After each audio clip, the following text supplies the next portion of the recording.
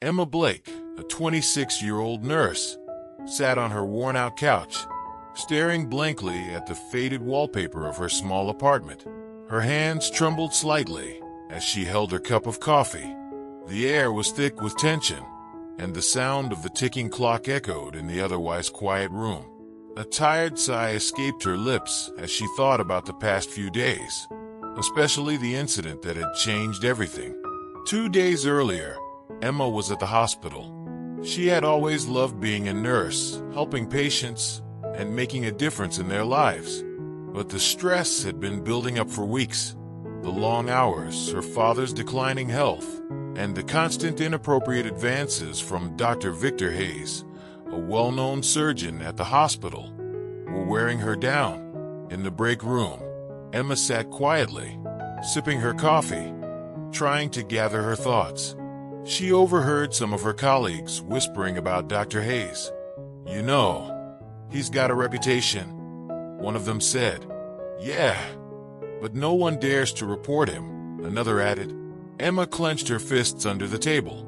She had experienced his inappropriate comments and lingering touches, but she was afraid to speak up. Who would believe her against someone so powerful? Later that day, Emma was working in the pediatric ward. She loved working with children. Their laughter and innocence were the only things that brought her some peace in an otherwise chaotic life. But her peace was soon interrupted when Dr. Hayes walked in, his smug smile immediately putting Emma on edge. "Emma, I need to talk to you," he said, his voice smooth but with an underlying threat. Emma hesitated, but followed him into a small, secluded office. The moment the door closed behind her, she felt her heart race. "You've been avoiding me," Dr. Hayes said, stepping closer to her, invading her personal space. Emma took a step back, her back hitting the wall. "I've been busy," she managed to say, her voice shaky. "You know, Emma," he whispered, leaning in close, "I could make your life here very difficult, or very easy. It's up to you." That was the moment Emma snapped. The weeks of harassment, the sleepless nights, the fear, and anger all came rushing out. Without thinking, she shoved him away. Hard. Dr. Hayes stumbled back, shock and rage crossing his face. "You'll regret this," he hissed. Emma stormed out of the office, her heart pounding, her mind racing. She knew what she had done was reckless, but she couldn't take it anymore.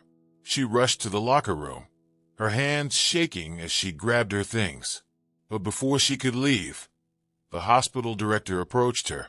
"Emma Blake, we need to talk," he said coldly.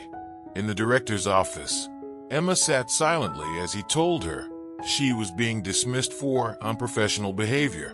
"But you don't understand," Emma tried to explain, but the director cut her off. "Dr. Hayes is a respected surgeon. Your behavior is unacceptable. You're no longer employed here." Emma felt the ground fall from beneath her. She was fired. Now, sitting on her couch, Emma felt a deep sense of despair. She had lost her job, her only source of income, and with her father's medical bills piling up, she didn't know how they would survive. She glanced at the old family photograph on the shelf. Her father, Tom Blake, smiling brightly in happier times. He had always been her support system, but now, with his health deteriorating, she felt utterly alone. Suddenly, a loud knock on the door interrupted her thoughts. Emma opened it to find her neighbor, Mrs. Anderson, standing there with a casserole dish in her hands. "I heard about what happened, dear. I thought you might need this," she said kindly. Emma forced a smile. "Thank you, Mrs. Anderson." The older woman gave her a sympathetic look before leaving, but the gesture only made Emma feel more hopeless. The next morning, Emma woke up to the sound of her father coughing in the next room. She quickly rushed to his side, helping him sit up and giving him his medication. "I'm fine, Emma," Tom said, his voice weak but full of love. "Don't worry about me." But Emma was worried. Her father's health was declining faster than she could keep up with. and now without a job. She didn't know how she would afford the expensive treatments he needed. She sat on the edge of his bed, holding his hand, trying to keep the tears from falling. "Everything's going to be okay, Dad," she whispered, though she didn't believe it herself. Later that day, Emma decided to take a walk to clear her mind. She wandered the streets aimlessly, her thoughts swirling with fear and uncertainty.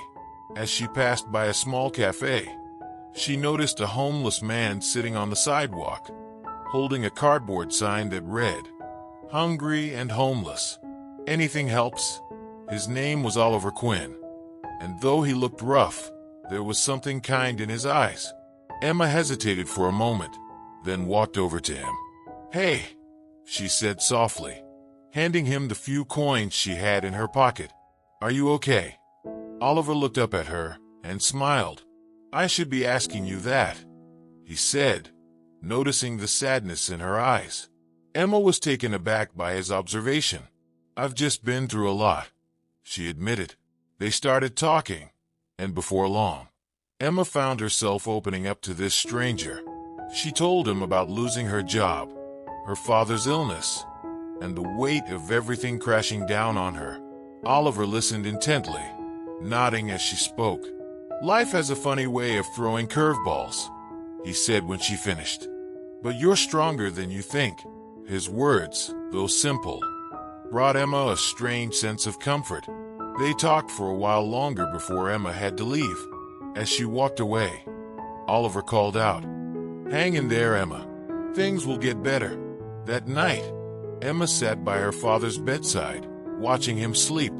She thought about what Oliver had said, about being stronger than she realized. Maybe he was right.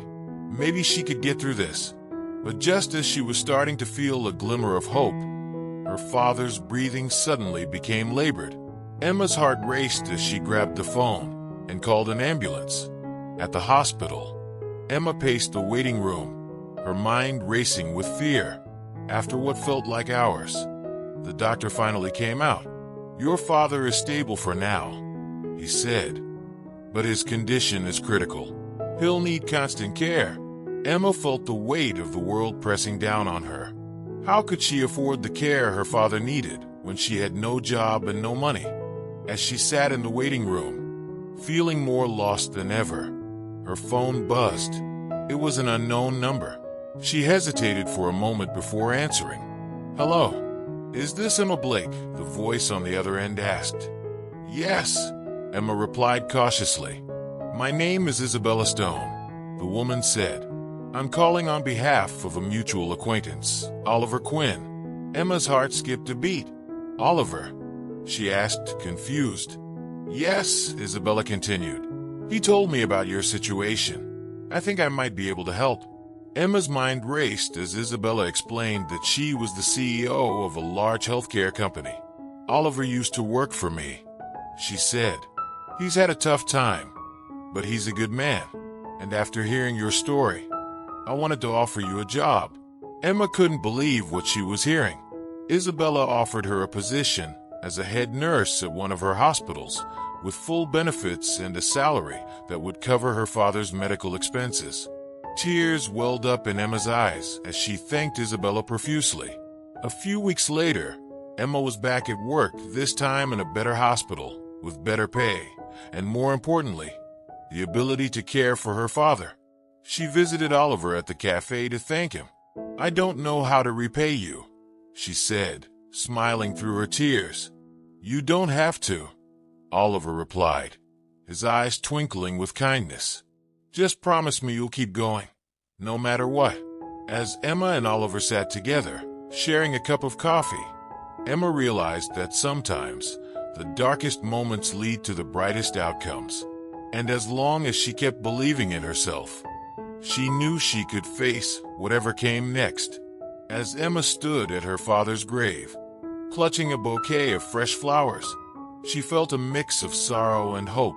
The journey had been painful, filled with challenges that tested her strength and resilience. But she wasn't alone anymore. The bond she formed with Ian, the man who once sat beside her in that cafe, had blossomed into something beautiful. Together, they faced the world, ready to embrace whatever came next. What would Emma do next? How would she use her experiences to help others who felt trapped and powerless? This is just the beginning of her story. If you resonated with Emma's journey and want to see what happens next, make sure to hit that like button. Share your thoughts in the comments below. Have you ever felt powerless in a situation? We'd love to hear your stories. And don't forget to subscribe for more inspiring tales that shine a light on resilience and hope. Thank you for watching. Join us next time for more stories that inspire and uplift. Remember, no matter how dark it seems, there's always a way forward.